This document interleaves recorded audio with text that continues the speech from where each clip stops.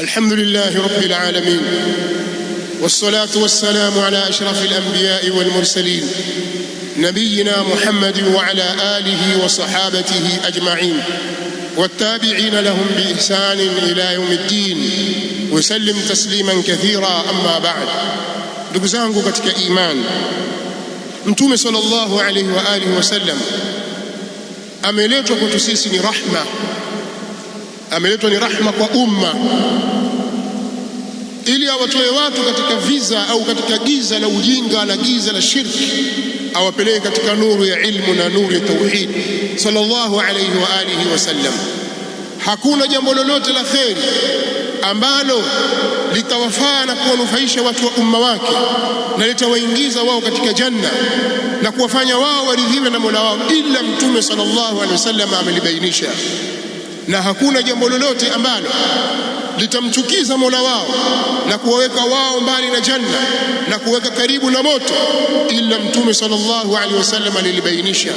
Hakuna kitu chochote katika ibada yoyote, hakuna ibada yoyote ambayo wewe utahitajia ujikaribishe kwa Mola wako isipokuwa Mtume sallallahu alaihi wasallam aliiweka wazi.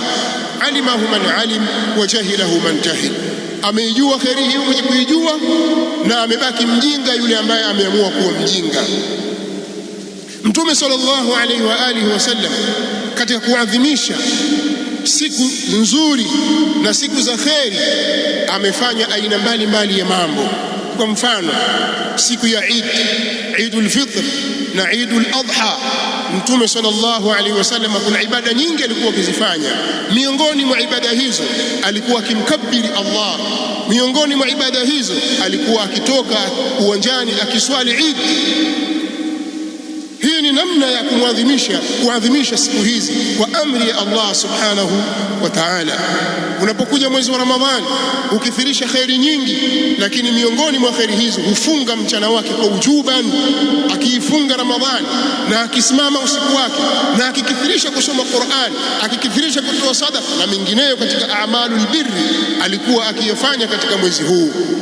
Unapofika katika misimu ya haji, Mtume sallallahu alaihi wasallam hakuwa akifanya aliyofanya katika Ramadhani, hufanya amali nyingine, nayo ni ibada za haji na umra. Hivyo hivyo kila nyakati na kila siku Mtume sallallahu alaihi wasallam amewekewa utaratibu wa ibada na namna ya kuabudu. Katika siku ya kuzaliwa kwake, utaratibu alioweka Mtume sallallahu alaihi wa alihi wasallam, alikuwa akiifunga siku ile ya kuzaliwa kwake siku ya Jumatatu. Sasa wewe kubadilisha ukatoa ibada ya huku ukaipeleka huku, kwanza huko ni kuiharibu dini. Huo ni upaulo, utakuleta upaulo katika dini, kubadilisha mafunzo ya mitume. Huku walipeleka huku na huku walipeleka kule. Mwezi wa Ramadhani badala ya kufanya zile ibada za saumu, wewe walifanya wafanya hija. Wakati wa hija ukifika wajifanya wewe wafunga Ramadhani. Siku aliyozaliwa Mtume sallallahu alaihi wasallam alikuwa akifunga, wewe wapiga ngoma wala ubwabwa. Huu ni upaulo. Huku ni kutaka kuyabadilisha mafunzo ya Mtume Muhammad sallallahu alaihi wa alihi wasallam.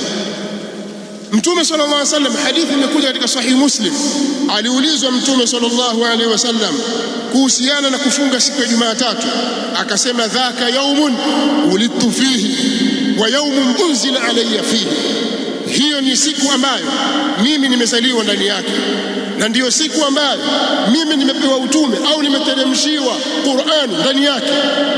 Mtume sallallahu alaihi wasallam alipewa siku ya Jumatatu na alizaliwa Jumatatu, lakini Jumatatu hii ina tarehe mbili tofauti. Tarehe ya kuzaliwa kwake ni mbali na mwezi mbali, na tarehe ya kupewa utume ni mbali na tarehe na mwezi mbali, lakini zote za kutana kwenye siku ya Jumatatu. Kwa hiyo illa hapa ni murakkaba.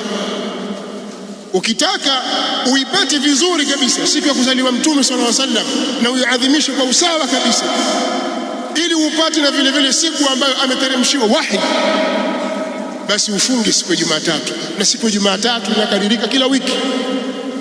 Sasa suala la wewe kupiga ngoma umelitoa wapi? Suala la wewe kurukaruka umelitoa wapi? Suala la wewe kuimba umelitoa wapi?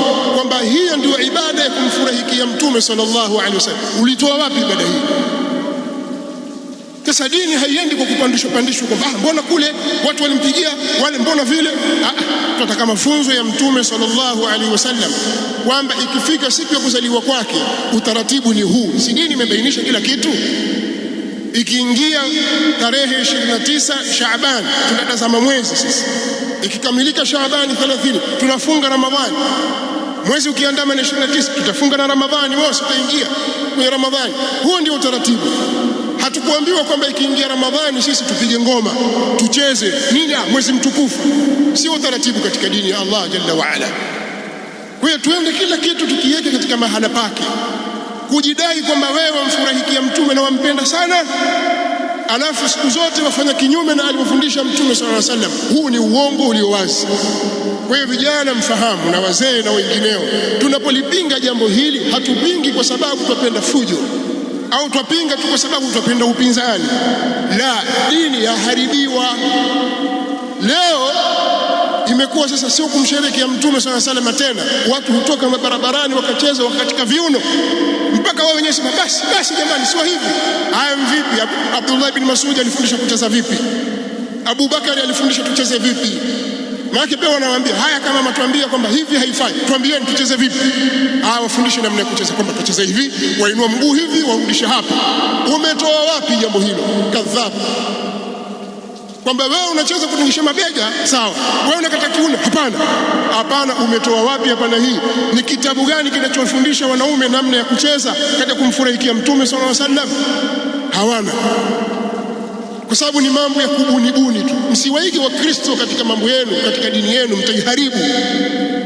Ndio maana al-Imam Abu Bakar Muhammad bin Walid bin Khalaf al-Tartushi aliulizwa maneno mfano wa hayo, na insha Allah katika hutuba nyingine huko wiki zinazokuja tutakuja kueleza jambo hili. Lakini tubaki katika mafunzo ya Mtume sallallahu alaihi wasallam. Turudi katika kauli yake Allah, qul bi fadlillahi wa bi rahmatihi fabidhalika falyafrahu. Mimi natanasal na tafsiri zote kwamba fadla na rahma ni Mtume sallallahu alaihi wa alihi wasallam, kwa afurahikiwe.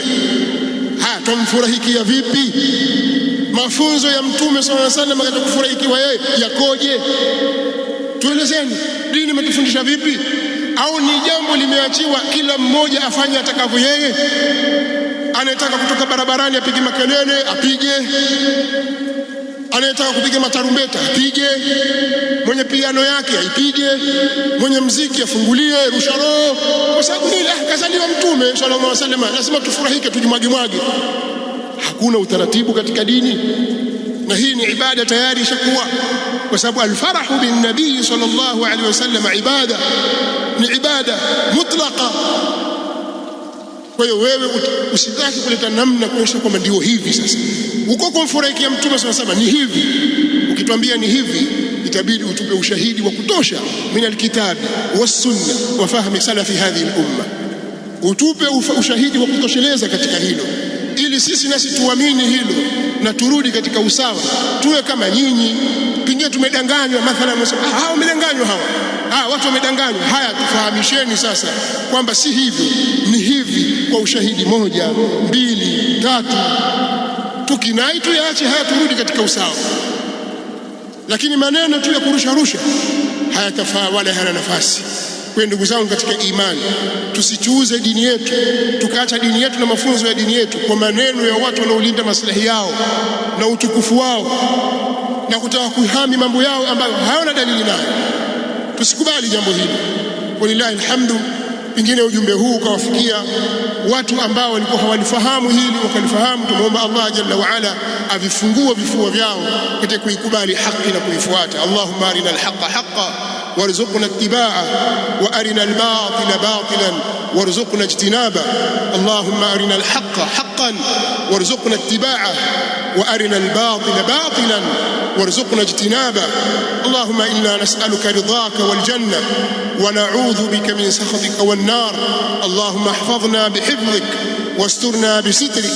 اللهم لا تؤاخذنا بذنوبنا ولا تسلط علينا من لا يخافك ولا يرحمنا. اللهم من أراد بنا سوءا فأشغله في نفسه واجعل تدبيره في تدميره يا سميع الدعاء. اللهم انصر دينك